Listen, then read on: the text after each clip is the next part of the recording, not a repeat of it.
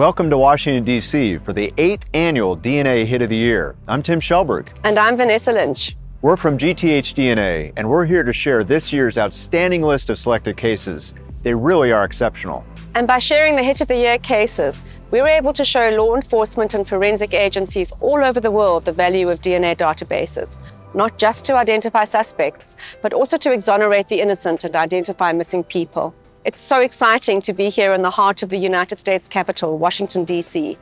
The foundations of the American DNA Database Program all tie back to the city.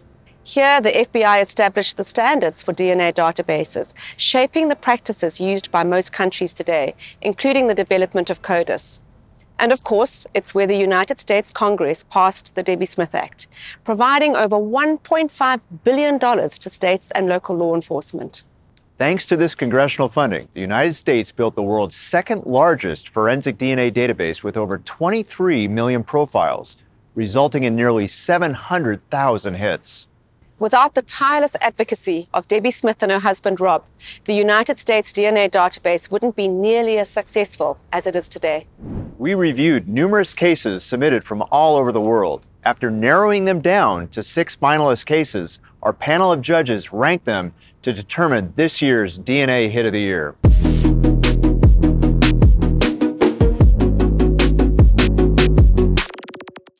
In 6th place, a case of incest in Kurdistan, Iraq was solved through a series of complex paternity tests and a hit in the Iraqi DNA database.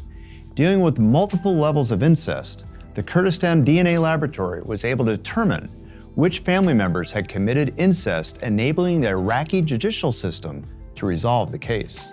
The Hit of the Year judges chose to highlight this case for a few reasons. They were impressed with Iraq's development in forensic DNA programs, which started gaining momentum after the war. Since then, they've established DNA labs, trained highly capable DNA scientists, and embraced DNA databasing, successfully identifying criminal suspects as seen in this case. Additionally, the judges recognize the complexities involved in incest cases. They appreciate the efforts of the Iraqi DNA scientists and hope their experience can be utilized in other countries facing challenges from incest cases. And noteworthy that Iraq has found a way to develop its DNA database programs. We also recently heard that in 2023, Iraq started to pursue ISO accreditation for one of their DNA labs, which is another positive step forward.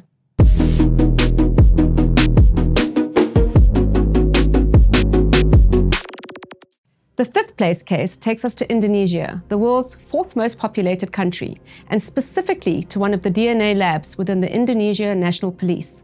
On December 7, 2022, a suicide bombing occurred at a police station in the city of Bandung, located 50 miles southeast of Jakarta. The suicide bomber and a police officer were killed, and 11 more injured. Indonesia has been a hotspot for religious-based terrorist attacks in the last 50 years, with over 300 bombings. So they've developed tools to combat and solve terrorist bombing cases, including the use of DNA databases. While Indonesia doesn't have a DNA database for criminal offenders, they do have a database specifically for suspected terrorists. Like the terrorist databases in Thailand and the Middle East, this has proven to be effective in matching human remains of suicide bombers and bomb components to the database, marking a significant step forward in their fight against terrorism. Following the Bandung bombing, the Indonesian police collected body fragments from the suicide bomber and compared the DNA profile to the database. The result was a match, leading to the quick identification of the assailant. This success provided crucial intelligence and enabled the police to link this to a terrorist organization. Encouraged by this success, they're looking to extend the use of DNA databases to criminal offenders and have begun working on DNA database legislation. Thanks, Vanessa. The use of DNA databases to identify terrorists in bombing cases is definitely a global trend.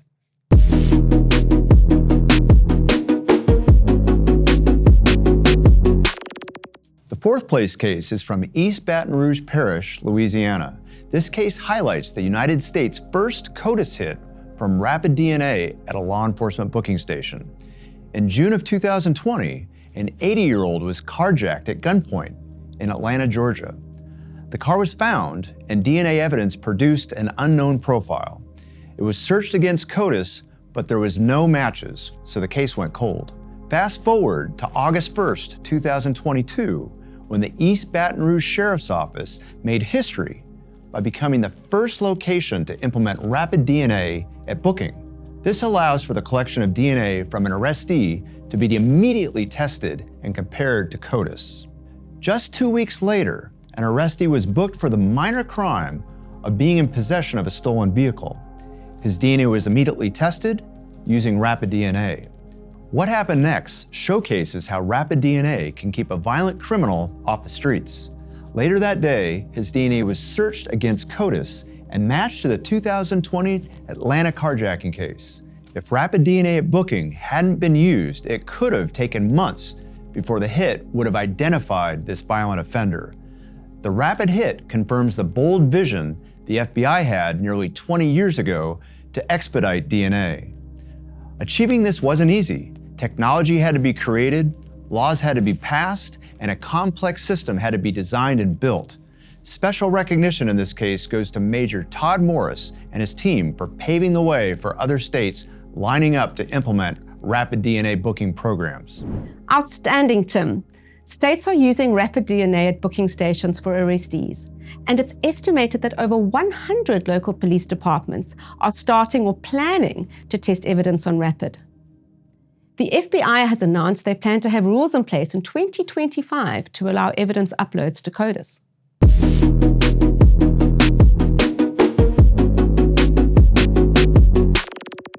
Our next case takes us to Tuscaloosa County Sheriff's Office in Alabama, USA, where our third place hit of the year unfolds, revealing the extraordinary double life lived by a respected French horn musician, Mr. Elliot Higgins.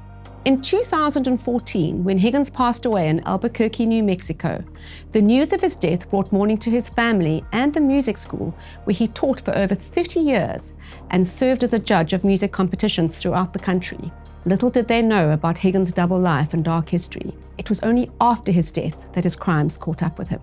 In 1991, Higgins traveled to Tuscaloosa to serve as a judge at the University of Alabama.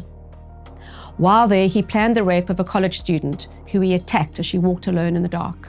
Higgins' DNA was left at the crime scene, but they were not able to develop a usable DNA profile. In 2001, Higgins returned to Tuscaloosa, this time posing as a home buyer. He raped a real estate agent at knife point as she showed him a house. Unfortunately, DNA was not found at this crime scene, and both cases in Alabama went cold. In 2004, Higgins was called to judge another music competition, this time in El Paso County, Colorado. He again presented himself as a prospective homebuyer, attempting to rape the unsuspecting real estate agent. But she fought back, bloodying his nose while managing to escape. A sample of Higgins' blood was collected and uploaded to CODIS, but there was no match. That same year, the Tuscaloosa Sheriff's Office resubmitted DNA evidence from the 1991 rape to the Alabama Department of Forensic Sciences to see if the relatively new STR technology could develop a DNA profile. And it did. And it matched to the attempted rape in Colorado in 2004. But Higgins had still not been identified as the rapist because his reference profile was not in CODIS. Without DNA in the 2001 cases, using sketches from both Alabama attacks, the Sheriff's Office concluded they had a serial rapist on their hands. With no match in CODIS, lead detective Captain Jack Kennedy turned to genetic genealogy to help solve this case. And the break came in February 2023, when Higgins was identified as the suspect. Despite his death in 2014, detectives had obtained DNA from his daughter, confirming through paternity testing that the DNA collected from both the 1991 Alabama rape case and the 2004 Colorado attempted rape belonged to Higgins. This case shows the value of never giving up on sexual assault cases where DNA is present. Much like in homicide cases, if CODIS fails to identify a suspect, DNA profiles from unresolved sexual assaults should be screened in genetic genealogy databases. And our congratulations go to Captain Jack Kennedy and the Tuscaloosa Sheriff's Office for their tenacity and dedication in solving this complex case.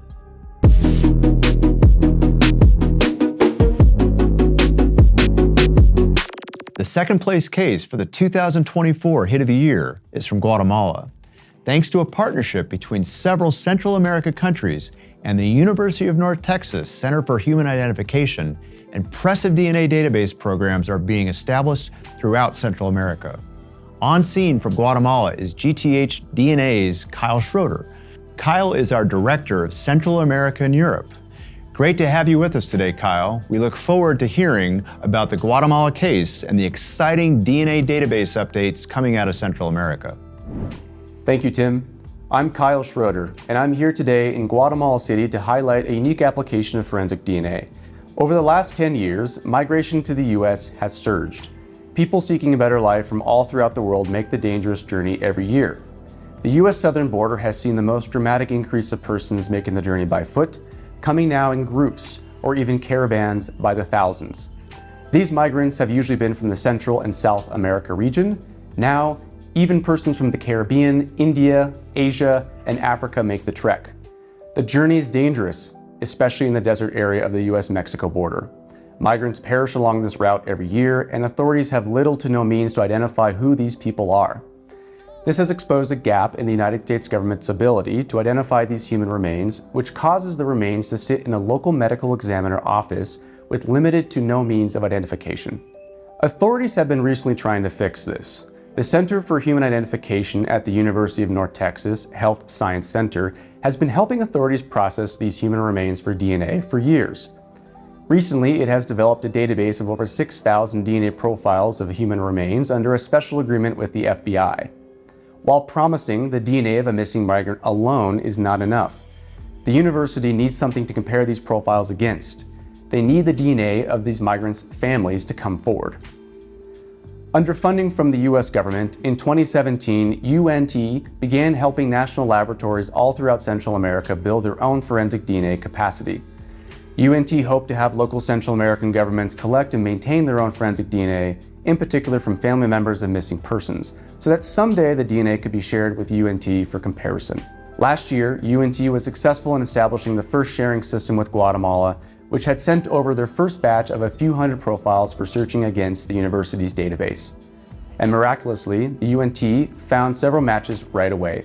The first story, the second case in our 2024 DNA Hit of the Year, details the very first of these matches, a case involving a Guatemalan mother seeking her son who was lost while migrating to the United States in 2019. This case is the first time humanitarian missing persons DNA databasing has been used to identify a deceased migrant in the U.S. border region under this new sharing system, and is the first time the body of a deceased Guatemalan migrant has been repatriated home thanks to DNA in collaboration with UNT. I'm here with Nancy Say, the DNA database manager of the National Institute of Forensic Sciences of Guatemala. Nancy, it's great to be here with you. You submitted this case to the 2024 DNA Hit of the Year. Tell me a bit more about it. Thank you, Kyle. So about the case is because many Guatemalans migrate every year to the United States of America in search of better job opportunities. The Migrant Identification Project through DNA mechanism was developed between various institutions in Guatemala and with funding of the United States of America to support these families in search of a missing relative. Irregular migration goes beyond Guatemala. The cases here in the country are only the tip of the iceberg of this humanitarian drama in the region. Byron, Julia's son, began his trip to the United States in April 2021.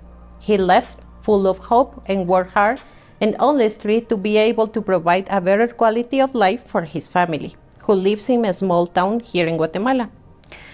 Julia said goodbye to him with a hug and a kiss, begging him to contact her. And Byron, because he was a good son, did so.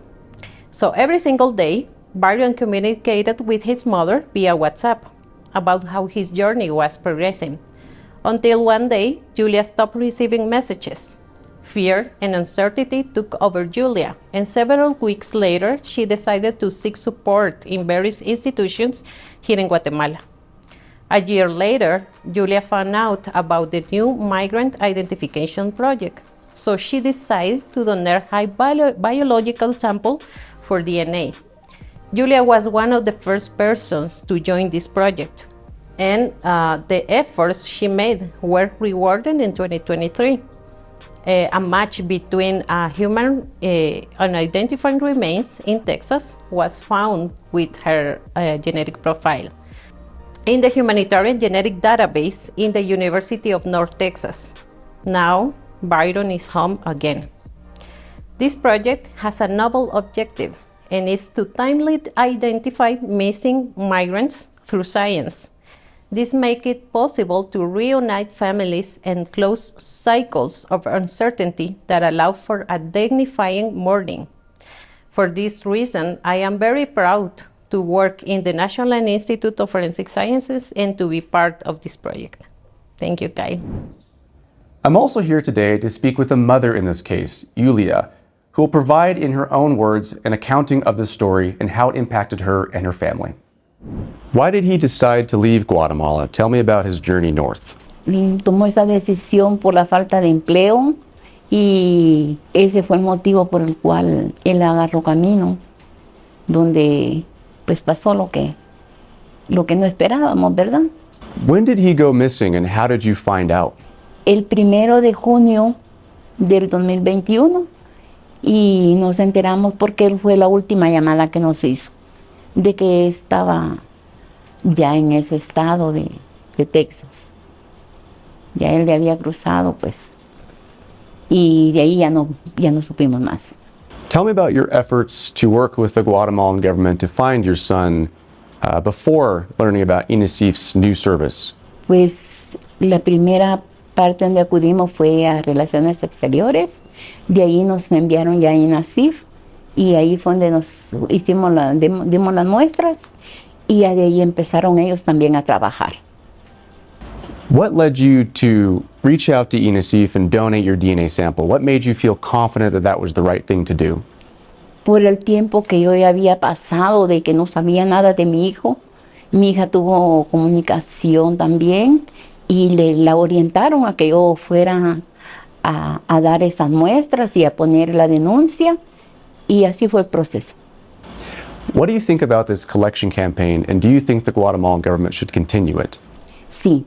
Es muy bueno y gracias a Dios permite, ¿verdad?, esas campañas para que nosotros podamos también acudir y podamos recibir la ayuda que las instituciones y las campañas nos ofrecen. What would you say to other family members of missing persons throughout Central America looking to identify their lost loved ones? Should they also donate their DNA? Claro, eso es lo más importante, poner esa denuncia, hacer las muestras de ADN para que podamos pues lograr identificar a nuestros seres queridos, sean enteros, sean restos. And what would you say to other governments in Central America when considering a program like this? Pues que apoyaran a las instituciones para que puedan también ellos tener todo a mano, ¿verdad? Y poder servir a la humanidad, como me sirvieron a mí, pues así también servirle a muchas madres. Has this case shown anything to you about the power of DNA and has it changed your mind about DNA at all, if it were different before? Sí, yo no estaba consciente de todo esto, ¿verdad? De las muestras ni de nada de eso, pero ahora con lo sucedido a mi hijo, pues yo le agradezco a mi Dios por la ciencia que está tan avanzada. What would you say to the hardworking professionals of INASIF about this case?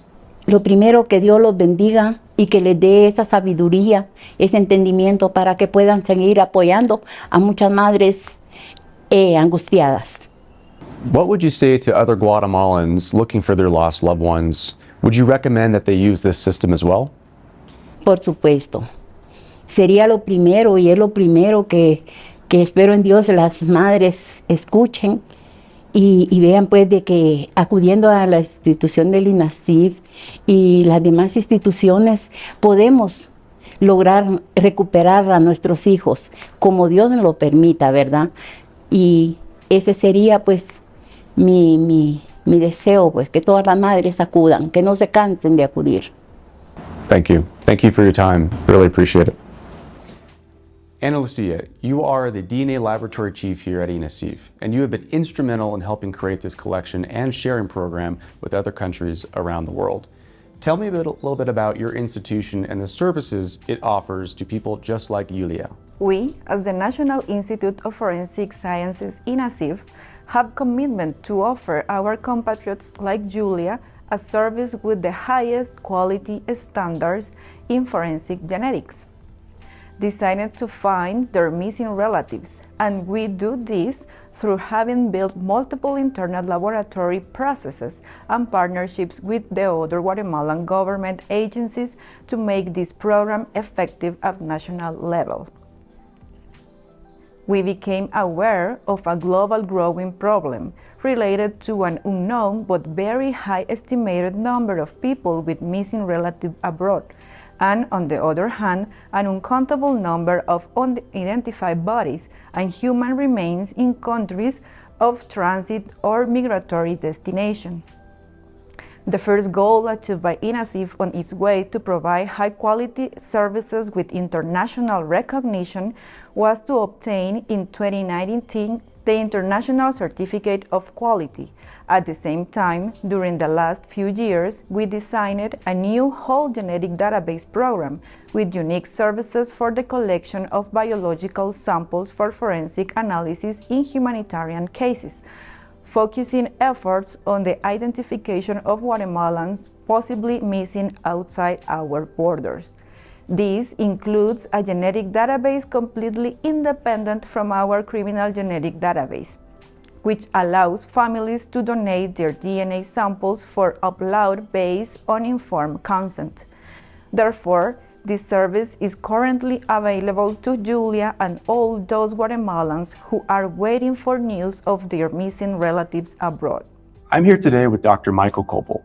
Dr. Kobel is the director of the Center for Human Identification at the University of North Texas Health Science Center. He oversees the Missing Persons and Humanitarian DNA Database program there and has been instrumental in the project to compare missing persons and unidentified human remains profiles with other countries in Central America, especially Guatemala. Thank you for your time, Dr. Kobel. Thank you, Kyle. Could you tell me a little bit about HDID, the Humanitarian DNA Identification Database, and how it plays in this case and the role in this match? Well, for conventional, what I call conventional CODIS, when we have skeletal remains that are found in the U.S., and we obviously try to find family members that we could make that comparison to, the issue here with a lot of the remains that we're recovering in Texas are those that have come from Central America, South America, and have died within the border of Texas. We still test all skeletal remains that are found within the border of Texas. But we can't necessarily find the family members to associate those remains to because they're back in their native country. So the humanitarian DNA database allows us, it is a CODIS server that has the CODIS software. It's air-gapped, it's not connected to the internet, it's a standalone CODIS server. And we are able to download our local database of skeletal remains. And we also now can, through these collaborations, find those family members that we can now do those searches within the HDID to find potential matches. Great. So in many ways, HDID allows Texas and your university to connect with other databases throughout Central America and accept profiles to identify these human remains. Exactly. You've spoken in the past a little about the danger of fragmented databases. Could you speak a little bit more about that? So the danger with fragmented databases, and what I mean by that are there's a lot of different groups that are trying to sort of create their own missing persons database so that for whatever reasons, maybe there's a distrust of federal databases. But I think the danger in going this way is that you potentially may have a set of skeletal remains that have been found in Texas that we've put into CODIS, but the family members have given their DNA to another group that has their own little database that we'll never see, they'll never connect. We may never make an ID. Mm-hmm. One thing I wanted to point out about the humanitarian database is we're making identifications not from necessarily recent people who've crossed into the U.S. We're making identifications from people that crossed potentially decades ago. So it's a great resource for making those connections. What do you envision for the future of this program and it going in the next couple of years? Well, I think obviously we've had a great success working with Guatemala and UNICEF. They've been very good at, collaborating with us and going out and getting the informed consent, making sure that families understand the purpose of the database and what we're doing. I see that expanding throughout Central America and potentially South America too, because we know that there are people that are coming from all over Central and South America. So making those identifications and potentially also increasing the capability of us being able to make connections with other skeletal remains that are found that we could potentially also include in the database in the future. Migration to the United States will continue to be something that our nation and partners around the world will have to address together. As we speak, a record number of migrants have already journeyed to the United States, which will unfortunately in some cases leave families waiting for news of their lost loved ones. Fortunately, a tool in forensic DNA now offers a way for authorities to finally help identify those who tragically become a victim to this phenomenon. As this system hopefully expands to other countries, thousands upon thousands of DNA matches between family members and missing persons certainly await us. And this number 2 case for the 2024 DNA Hit of the Year shows the power of this new tool and that this is only the beginning. Back to you, Tim.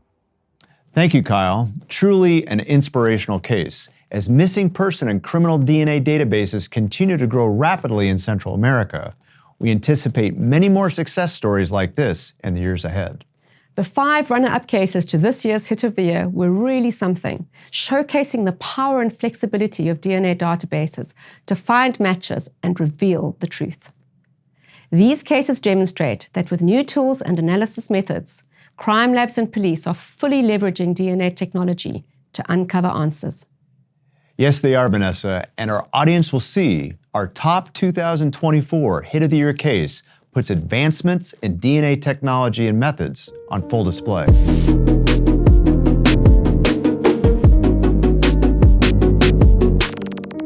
I'm excited to announce that the 2024 DNA Hit of the Year is the identification of Private Glenn A. Harris. Harris was one of many World War II soldiers who died in the Philippines in a prisoner of war camp. This historically significant case was submitted by the United States Armed Services DNA Identification Laboratory, otherwise known as AFDIL. Before we talk with AFDIL about this case, I'm going to hand it to the DNA Hit of the Year co-chair, Rock Harmon, who will kick this case off. Thanks, Tim. The day was March 11th, 1942. In one of the most somber moments in American military history, General Douglas MacArthur announced the decision to retreat from the Philippines, leaving 75,000 U.S. and Filipino soldiers stranded on the Bataan Peninsula at the mercy of the invading Imperial Japanese Armed Forces. What followed was the infamous Bataan Death March, where these soldiers were ordered to march over 60 miles through a treacherous jungle to the prisoner of war camps that awaited them. While thousands of soldiers perished during this march, American soldier Private Glenn Harris survived and made it to the Cabanatuan prison camp. But like so many others, he was unable to survive the harsh conditions at the camp and died from malaria in July 1942. Over 80 years would pass until the body of Private Harris was identified. The story we're about to explore is the extraordinary determination of the United States military and their world-class DNA laboratory to identify Private Harris and bring him home. General Douglas MacArthur famously said, "I shall return," after being forced to retreat from the Philippines. I can only imagine the grief General MacArthur felt by leaving so many soldiers behind. Thankfully, the U.S. military made good on that promise. 2 years and 6 months after he was forced to flee from the Philippines, General MacArthur makes good his promise to return. They did return, and the committed scientists at AFDIL returned and brought with them the incredible power of DNA to bring home our fallen soldiers. We owe our military a great debt. The phrase, "no one left behind," expresses our commitment for their willingness to serve and sacrifice. This is not a shallow commitment. I served as an officer in charge of a Navy swift boat in the Mekong Delta, Vietnam. I was wounded during rescue efforts to find a Navy intelligence officer shot down in November '69. The remains of that officer, Lieutenant John Graff, have never been found. Similarly, the remains of two of my Naval Academy classmates, Bart Creed and Dick Dorter, have never been recovered. This is a story that demonstrates how one laboratory honors that commitment to identify those we've lost during military service. Now for the details on this case, we welcome Suni Edson from AFTO. Back to you, Tim. Suni, before we get into discussion about this case, tell us a little bit about yourself, like what's your DNA background? Sure. I've been a contractor with AFTIL, the Armed Forces DNA Identification Laboratory, for nearly 25 years. I recently completed a PhD in forensic genetics from Flinders University, and also decided to get a certificate program from University of New Haven in forensic genetic genealogy. Well, wow, 80 years to identify Private Glennie Harris. How did he end up in the Philippines? Where was he from? He was from a farming family in Southern California. He was born in February of 1916. He had 4 brothers and a sister, and he was a truck driver who decided in late 1940 to register with the Army Air Corps and decided to take up service. And so he wound up in the 93rd Bombardment Group in the Philippines before anything happened. So in 1940, he was stationed there. And at the beginning of the war, when the Imperial Japanese forces bombed Pearl Harbor in 1941, they bombed the Philippines the next day. And so they were fighting on the ground with the rest of anybody else who was still there and was still on the archipelago of the Philippines at the time. Yeah. So when they were at the prison camp, Yes. So many of them were dying from various causes, and the other soldiers that were surviving were trying their best to make sure that the ones that died had identification. Can you tell us a little bit about what those soldiers are doing to try to get them identified? They went through such extreme measures and tried to work with the Japanese forces that were in charge of the prison camp. In order to keep a record of who died on what day, they would keep their own lists of information. And the record for Private Harris was written in pencil on the back of a label for a can of milk. And so what they would do is they'd make a record of each day and then try to hide those records as best they could. So then at the end of the war, when the camp was liberated, they were able to turn all of that information over to the American Graves Registry Service. And then American Graves went through and associated who they thought should be there. And so the records that they have, I mean, it details who he was, who his next of kin was. In this case, for Private Harris, it was his mother Myrtle, what he had on his person, and what he died from. And those records were instrumental in being able to help us come up with a system to aid in the identification. Because otherwise, you're looking at over 2,700 individuals who were buried at the Cabanatuan prison camp, and then trying to work up a strategy to identify them. Now, we really have to rely on those kinds of records to at least make a short list of who we need to be targeting for DNA testing and anthropology. We started with one specific grave that a family had raised that we believe our fallen service member is in that grave. We started with this one, and it supposedly had 18 individuals in it, and then we find that we have multiple different sequences. And so that wound up being a challenge for us, but it also helped us fine-tune our protocols and our procedures. But you ran into challenges because typically when you're testing bones, there's a lot of DNA here, but these bones were compromised. Can you tell us about that? Sure. What happened in the camps themselves was that the remains not only are incredibly commingled because of the mass grave system, but then they were also often treated with lye. And then what we found out later through historical record searches was that American Graves Registry Service treated the remains because they had every intention of returning the remains to the United States. But instead, they stayed buried in Manila, but they were treated with a compound that contained formalin. And formalin binds into the DNA, and while there's still DNA there, it's bound together and cannot be unzipped during PCR. And so that was a huge challenge for us. And then we also found that Manila is a huge city, and the graveyard where a lot of these remains are now is in the center of the city, and Manila gets an extreme amount of rain.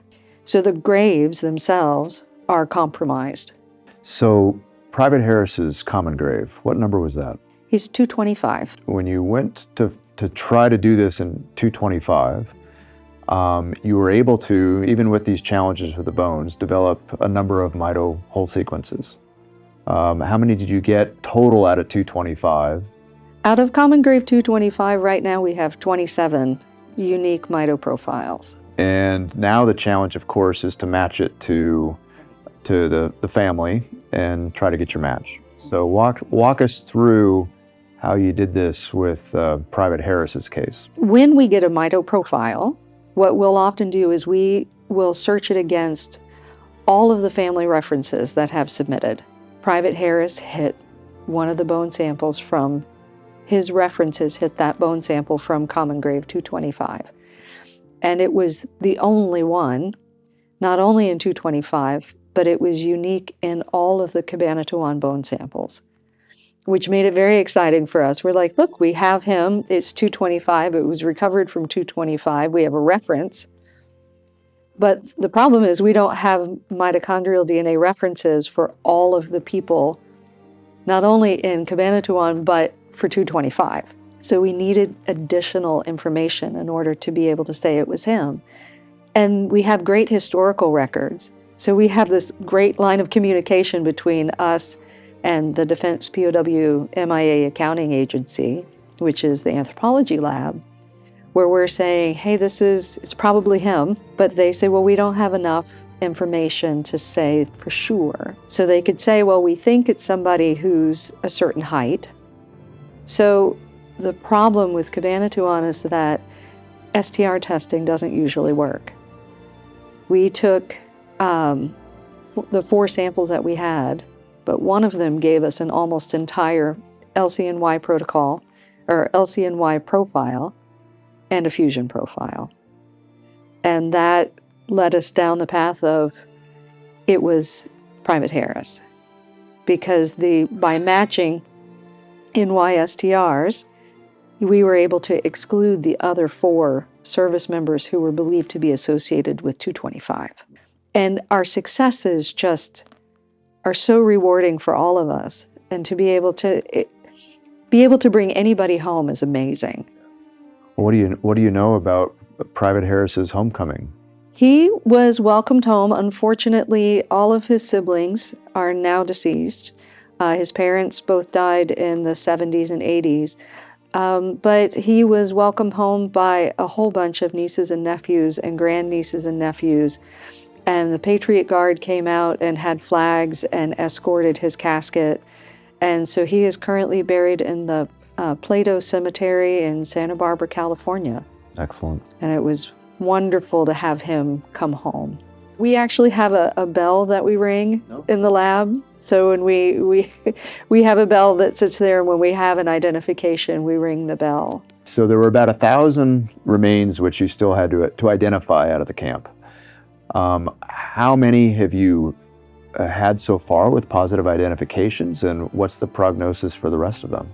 A little over 200 sequences, mito sequences. So we're just making a dent in it.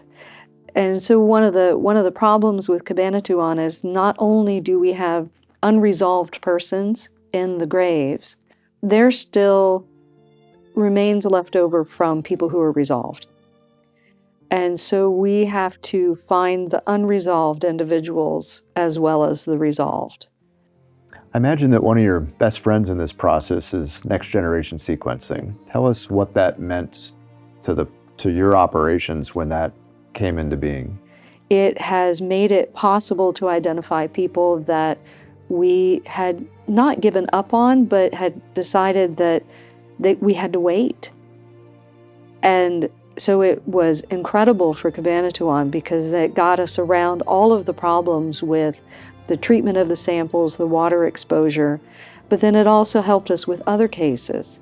So it was originally developed to be part of, we have a set of remains from the Korean War that are buried in the Punch Bowl in Hawaii. And these remains have been soaked in formaldehyde, so much more than what we have for Cabanatuan. And they've never worked. We've never been able to get a DNA sequence out of it. And now with NGS for the whole mitogenome, we're able to identify these people.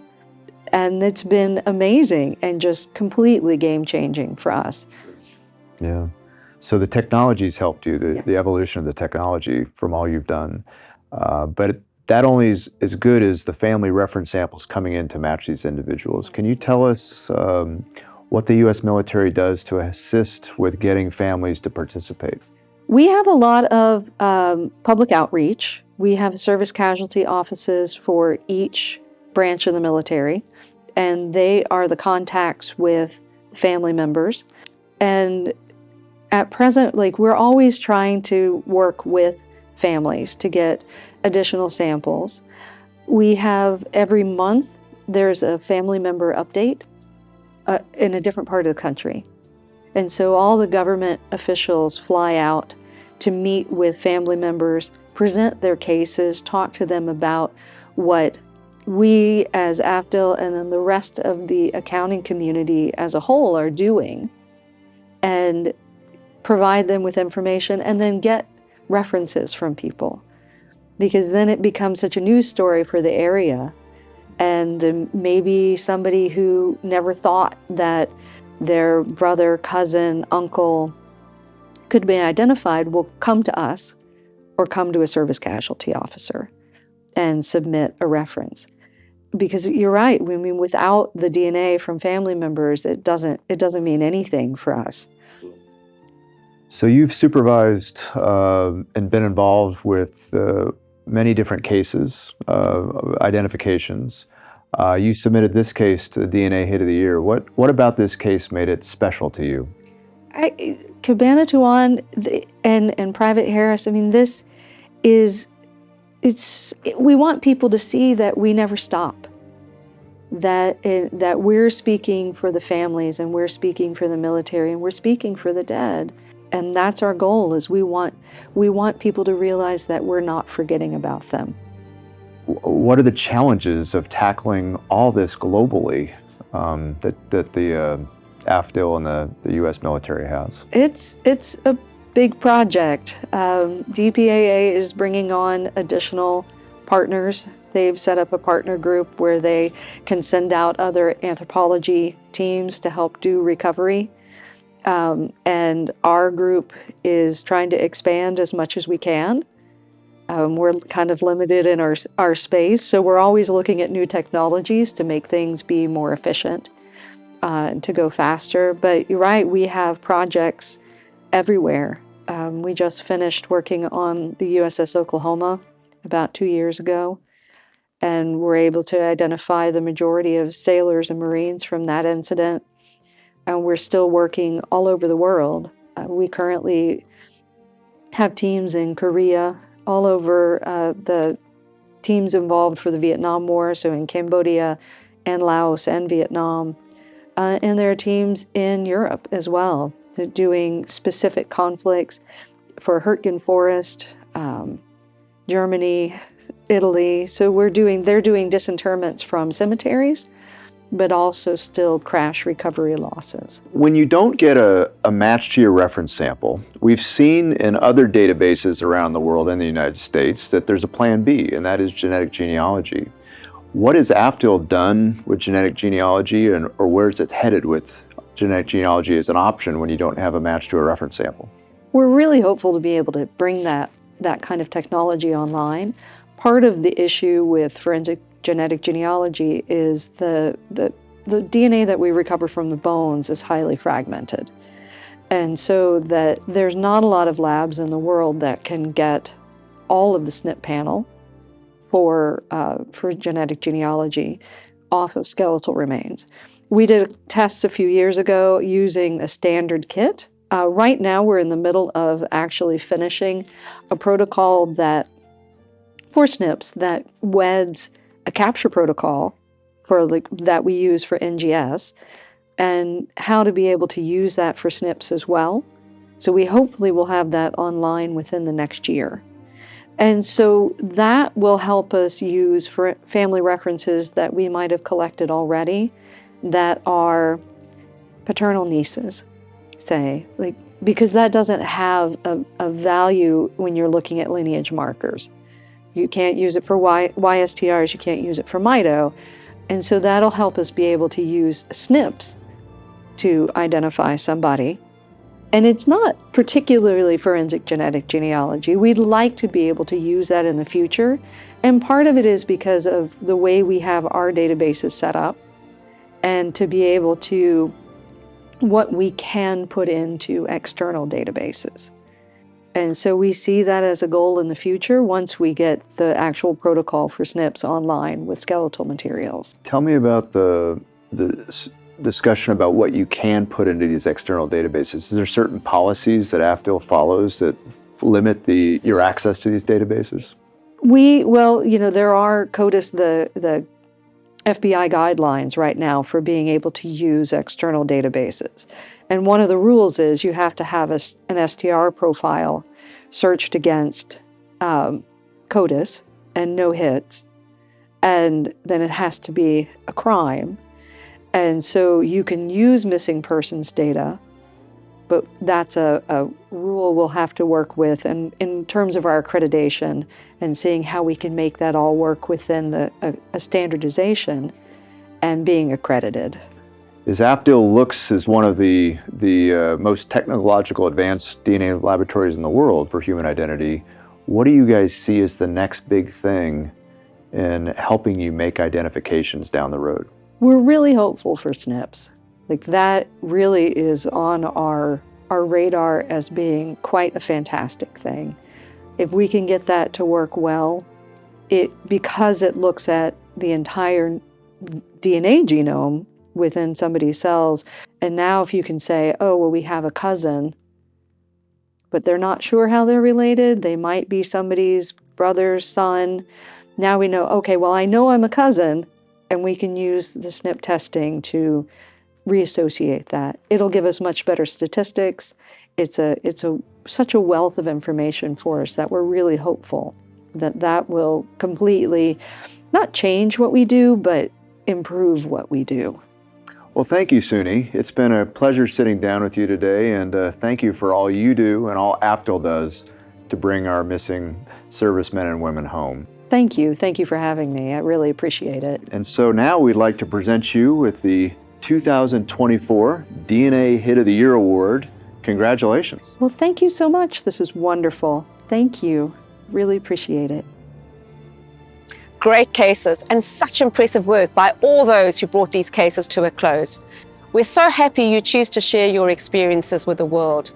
Sharing these stories makes such an impact. As we've seen over the last few years, the number of countries pursuing DNA database programs has grown exponentially. We'd like to thank all the agencies that submitted cases and took part in this year's event. And a special thank you to Thermo Fisher Scientific for allowing us to feature the DNA Hit of the Year program as part of the HIDS conference. We're already looking forward to next year.